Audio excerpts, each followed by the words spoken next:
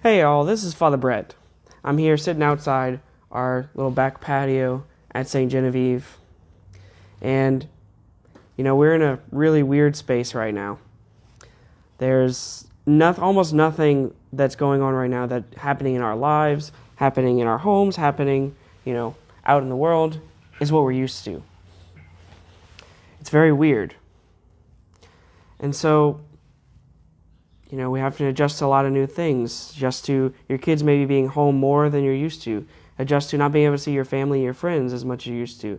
I think that one of the most painful things that I've heard and seen on social media and other places expressed is the pain and the weirdness of adjusting to not being able to go to Mass. People hear all this expressed, it's so different and so difficult because I know I can't receive the Eucharist like I'm used to. I can't go to Mass like I used to. And it's a painful sentiment. And we can even think as some maybe have expressed as, I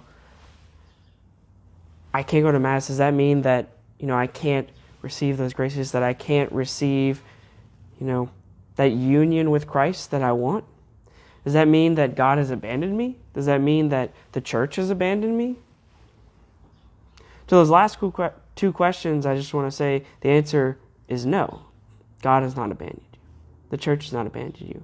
But how are we supposed to make heads or tails of our lives how are we supposed to make heads or tails of our relationship with God when one of the greatest sources of that, of strength, of growth in that relationship is not really available to us in the way it used to be? What does it mean that, Mass's public celebration of the Mass is suspended for a time? Now, the first thing I want to say is that I use kind of the language I just said intentionally.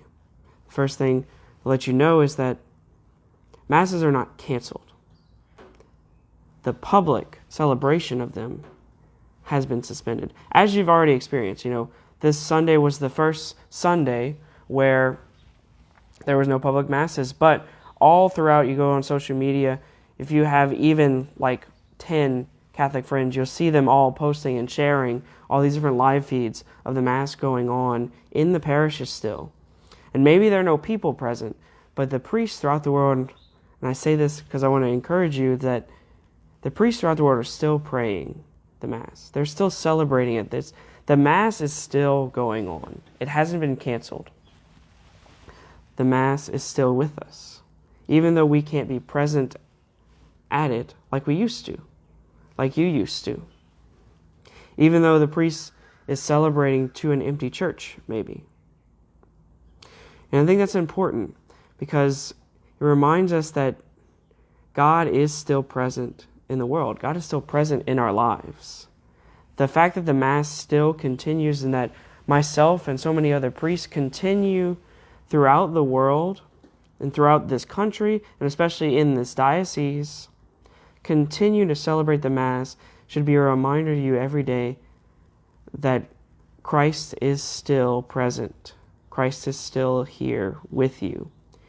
That Christ has not abandoned you. He's just present with you in a different way than maybe you're used to. And this gets into, I think, something that's been making its rounds around the social media and the different platforms, is then this idea of the act of spiritual communion. And we hear about it, we see the prayers, we see all these things about it, but what is it? And why is it important that we participate in it? St. Thomas is one of my favorite saints, St. Thomas Aquinas. And he's also considered by many one of the greatest theologians in the church.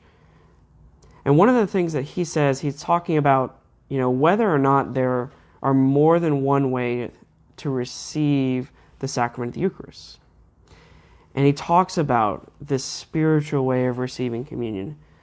And he even says that even those who cannot receive the sacrament physically, or as he call it, they receive it sacramentally, as in actually eat it or drink it,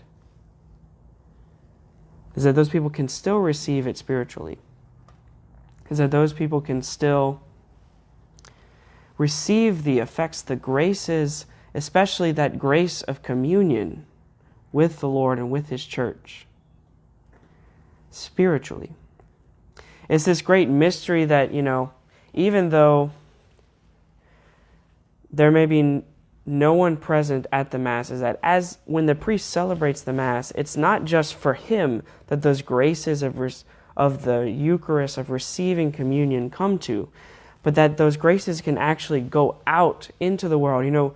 During the Mass, we pray not just for ourselves, but for others. We have intentions for the Mass. In the Eucharistic prayer, one of the Eucharistic prayers, it says that, remember, Lord, your servants and all gathered here whose faith and devotion are known to you. For them, we offer you the sacrifice of praise. Or they offer it for themselves. For them, or for those who offer it for themselves. As in a sense, like the priest is offering this sacrifice of the Eucharist not just for himself, who is present there, but also for those who are not present, those of us who are not able to be present. It's the reality that the graces of the Mass are not just contained in our churches, but they go out. They go out in order to bear fruit in the world. And in a special way, as we're entering to a very different time in our lives, where as we've experienced we're present virtually at Mass and not physically, is that those graces can go out to you. Is that those graces have the opportunity to come to you. And that's why we talk about this act of spiritual communion. This act of spiritual communion is a way in which we pray and we enter in with all those same affections, all those same feelings, all those same desires that we have when we go to Mass for receiving communion, for worshiping God in Holy Mass. We take all those desires, we stir them up within us, we kind of deepen them from the midst of our homes as we partake virtually in the Mass, or as we even think about the Mass. And through stirring up the desire and making that act of spiritual communion, through those prayers, we actually, in a very special way, receive those same graces, maybe not in the same way, but we receive graces of communion like we would if we received communion physically. It's a very interesting mystery that all the saints throughout many centuries in the church have said it's the benefits of that are so great. It's almost as if receiving communion actually. So in summary, what does it all mean for you? Well, first it means, number one, God hasn't abandoned you. The Mass is still with us, though in a different way. And number two is that you can still receive some of those graces. You can still draw closer to Christ in the Eucharist in this time, through the act of spiritual communion, through taking opportunities to go to church when you can, since we're still able, to go to church and pray, to deepen that desire for the Eucharist.